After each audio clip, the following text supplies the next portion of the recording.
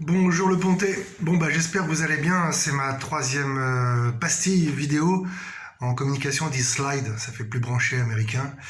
C'est une pastille vidéo pour moi. Hier donc j'ai commencé à vous donner des conseils d'écriture de grands écrivains. Je vais continuer et je vous ai aussi parlé du fait de réécrire et de ne pas hésiter à se corriger.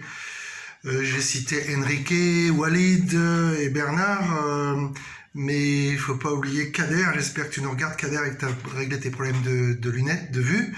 Tu m'avais écrit un joli petit texte sur Oran et qui te fait penser à Marseille. Et tout ça pour dire qu'il faut pas hésiter à écrire, même si c'est court.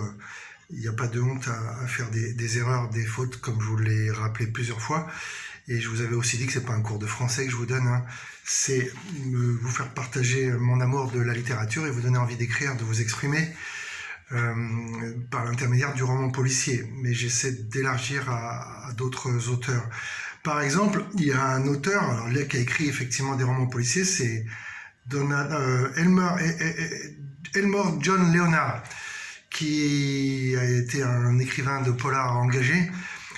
Toujours dans les conseils d'écriture, il disait ne commencez jamais un livre en parlant de la météo. S'il s'agit uniquement de créer une atmosphère et non de dire comment un personnage réagit autant qu'il fait, il ne faut pas s'éterniser. C'était Angelo Rinaldi, un petit critique littéraire qui se moquait de Jean-Marie Leclésio en disant que c'était un auteur qui faisait la météo. Il trouvait qu'il décrivait trop le climat, la météo, le temps qu'il fait, ce qui n'est pas facile à faire. Évitez les prologues, dit Elmore Leonard. Ils sont souvent indigestes, surtout quand ils suivent une introduction qui suit un avant-propos. Je comprends ce qu'il veut dire, mais c'est ça qui est fou en littérature, c'est qu'on peut contredire toutes les règles.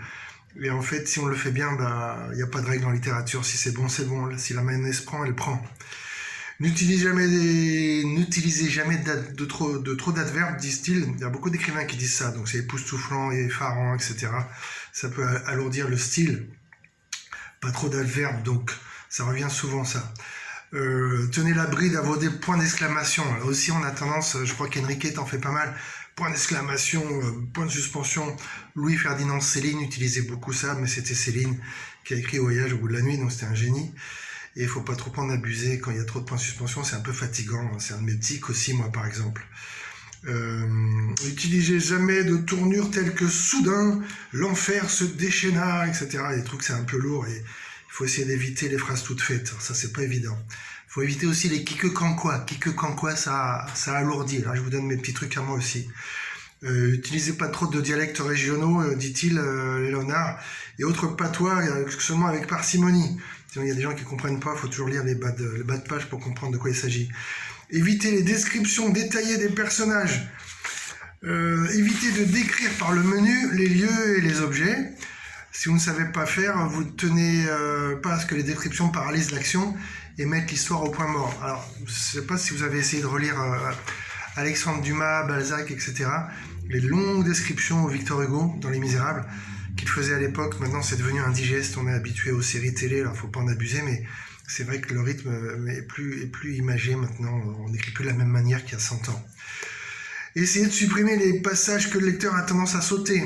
Réfléchissez à ce que vous sautez quand vous lisez un roman. Ça, c'est marrant comme phrase. Les bons gros paragraphes de prose bien consistante dans lesquels il y a clairement trop de mots. Toujours pareil, se relire. Et Elmore Leonard disait, en conclusion, la plus importante de mes règles résume toutes les autres. Si cela ressemble à de l'écrit, je le réécris. Il y avait aussi un auteur de littérature classique qui disait, si ça ressemble à la littérature, c'est pas bon quoi. Il faut pas faire de littérature. Donc il faut essayer d'être vrai ou juste, comme je disais hier.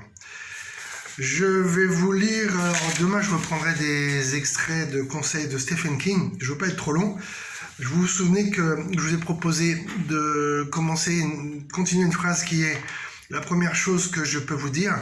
Et je me suis amusé à faire ça avec un texte que j'ai écrit sur Jean-Claude Izzo, que je ne vais pas vous envoyer par vidéo. Je me suis trompé hier, mais par mail. J'espère que vous arriverez quand vous le fera partager. Donc j'ai écrit au début une lettre qui fera partie de mon roman. Je peux vous le dire à vous, qui va s'appeler Last Exit to Brooklyn. C'est mon nouveau polar qui se passe à Marseille. Donc j'ai imaginé une lettre écrite à Jean-Claude Izzo qui a écrit Total Chaos et la trilogie marseillaise. Là vous le voyez en photo là. que j'ai connu il y a 20 ans. Donc j'ai commencé, la première chose que je peux vous dire, ce que je peux te dire, je lui dis, la première chose que je peux te dire, c'est que Marseille a changé. Il s'en est passé des choses depuis ton départ, il y a plus de 20 ans déjà. Tu es partout maintenant. Un collègue t'est dédié et ils ont fixé une plaque à ton nom au Panier, ton quartier d'enfance. Pour ceux qui connaissent Marseille, le Panier c'est très connu. Il existe même un circuit sur les plaques d'ISO, un peu comme pour Hemingway à Cuba. Ça commence par les bars évidemment. La Bodeguita del Medio et le Florida à La Havane pour papa. On le surnommait papa Hemingway. Là, j'ai été là-bas, je connais les bars à La Havane et je connais aussi ceux de Marseille. Ici, ça s'appelle les 13 coins ou les maraîchers et que je suis allé visiter. Donc j'ai mis des photos que vous verrez peut-être en digital quand je vous l'enverrai. Heureusement qu'Hassan n'est plus là. Alors, Hassan, c'était le barman des maraîchers. Il serait très agacé de voir les touristes qui viennent avec des appareils photo filmer l'endroit où est allé boire des coups Jean-Claude Izzo. La plupart ont lu tes livres quand même, c'est les passionnés de séries noires. Les nostalgiques du quartier ont perdu leur marché, plage Jean Jaurès, mais les minots ont gagné une grande aire de jeu quasiment aussi grande que le parc Astérix. Je vais passer quelques pages, je continue. Donc voilà, près d'un an que je vis près de Marseille. Alors mon personnage s'appelle Jérôme. J'aime bien avoir un personnage qui me ressemble, qui s'appelle Jérôme, mais moi je m'appelle Guillaume. Je me sens comme une sardine dans le bouchon du Vieux-Port, dit-il. Il n'y a qu'un truc qui m'ennuie, je suis supporter du PSG. Non, je déconne. Vous avez vu, j'ai un survêt de foot, là j'aime toujours le sport. Pour moi, l'écriture, c'est comme un combat de boxe. Je monte sur le ring et j'essaie d'affronter Hemingway, Jack London, tous mes écrivains préférés. De toute façon, t'étais pas très foot, je dis à Izzo. Mais imagine Chet Baker, Coltrane, Parker, Miles Davis, Dizzy Gillespie, improvisant du bebop. C'est un peu comme Zidane sur le pré. Écrire, c'est aussi ça, quoi. Donc je viens de citer des grands auteurs de jazz. Ne t'inquiète pas, ta ville est toujours aussi lumineuse le jour et la bonne mère est toujours à sa place au sommet de Notre-Dame de la Garde, surplombant le Vieux-Mort et la mer. Vous avez remarqué, je prends presque un peu l'accent. Mais dès que le soleil tombe, derrière ces chères collines de Provence, les rats prennent possession de la ville. Devenus veilleurs de nuit, conquérants de l'obscur, ils forment une armée silencieuse et se dispersent pour inonder la ville endormie. Les nuisibles grouillent alors, tels des cafards géants, et envahissent les rues afin enfin débarrasser des voitures en mouvement. Des milliers d'ombres rampantes partent à l'assaut des poubelles gorgées d'ordures et généralement ouvertes sous un ciel d'encre. Vous avez remarqué, moi, je vous l'ai dit, je suis pas très bon à l'oral. Parfois, quand on lit mes textes, j'ai préféré être lu par des acteurs parce qu'ils font ça mieux que moi. Mais c'est comme pour tout, ça se travaille. Là, j'essaie de travailler ma diction. J'essaie de parler un peu moins vite. Mais c'est difficile de se débarrasser de ses défauts. Comme pour se venger des humains qui les chassent, on parle toujours des rats, ils bouffent les câbles d'alimentation des véhicules en stationnement. Les habitants de la deuxième ville de France sont habitués à leur présence. Ils s'en accommodent comme les Parisiens avec les pigeons. Ce qui n'est pas le cas des touristes qui font sursauter en déboulant entre leurs jambes comme dans le film Ratatouille. Une anecdote, il paraît qu'on surnomme les Parisiens qui débarquent à Marseille des Marisiens. Donc, je vous ai dit hier, j'aime jouer avec les mots. Le mot marisien, marisienne, je trouve ça assez marrant, un mélange entre Marseille et Parisien. En vérité, toujours à propos des rats, c'est qu'ils sont si gros, repus de matière putride que les chats dégoûtés préfèrent les ignorer. Les seuls prédateurs qu'on leur connaisse, ce sont les gabions. J'en ai vu un jour, un cormoran, qui fonçait. Un beau matin, je coupe parce qu'en fait j'arrive pas à lire, c'est un peu trop.